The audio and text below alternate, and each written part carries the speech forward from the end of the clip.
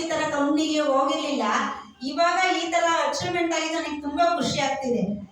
ಹೆಂಗೆ ಅಂದ್ರೆ ನಾವು ದುಡಿಮೆ ಕಡಿಮೆನೇ ಇರ್ಬೋದು, ಆದ್ರೆ ಈ ತರ ಸನ್ಮಾನ ಎಲ್ಲಿ ಎಷ್ಟೋ ಕೋಟಿ ದುಡಿದಾರೆ, ಆದ್ರೆ ಈ ಸನ್ಮಾನ ಎಲ್ಲ ಸಿಗಲ್ಲ, ಇಷ್ಟು ಜನರಿಗೆಲ್ಲ ಮಾತಾಡೋ ಅಂತ ಅವಕಾಶಗಳು ಎಲ್ಲೂ ಸಿಗಲ್ಲ. ಹಂಗಾಗಿ ನನಗೆ ತುಂಬಾ ಖುಷಿ ಆಗ್ತಾ ಇದೆ. ಎಲ್ಲರೂ ನೀವು ಕೂಡ ಒಟ್ಟಿನಲ್ಲಿ ನೀವು ಅದನ್ನ ಬೆನಿಫಿಟ್ ಬರುತ್ತೆ ಅಂತ ಹೇಳ್ಬೇಡಿ. ನಾವು ಸಹಾಯ ಮಾಡ್ಬೇಕು, ನಾನು ಅವರಿಗೆ ಕಾಯಿಲೆನ ಗುಣ ಮಾಡ್ತೀನಿ ಅಂತ ಮನ್ಸಿಟ್ಕೊಂಡು ಹೇಳಿ, ಅವರೇ ನಿಮಗೆ ಅದೇ ನಿಮಗೆ ರಿಟರ್ನ್ ಕೊಡುತ್ತೆ. ಆ ತರ ಇಲ್ಲಿ ನಡೀತಾ ಇರೋದು. ನನಗೆ ತುಂಬಾ ಸಪೋರ್ಟ್ ಮಾಡಿದ್ದಾರೆ.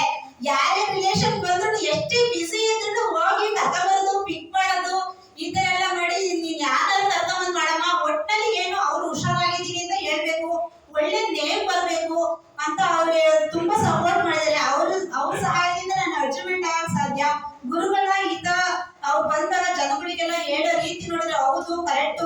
ಯಾವ ಡಾಕ್ಟರ್ ಕೂಡ ನನಗೆ ಜಯದೇವ ಹಾಸ್ಪಿಟಲ್ ಹೋಗಿದ್ದೆ, ಯಾವ ಡಾಕ್ಟರ್ ಕೂಡ ಈ ತರ ಹೇಳಿಲ್ಲ.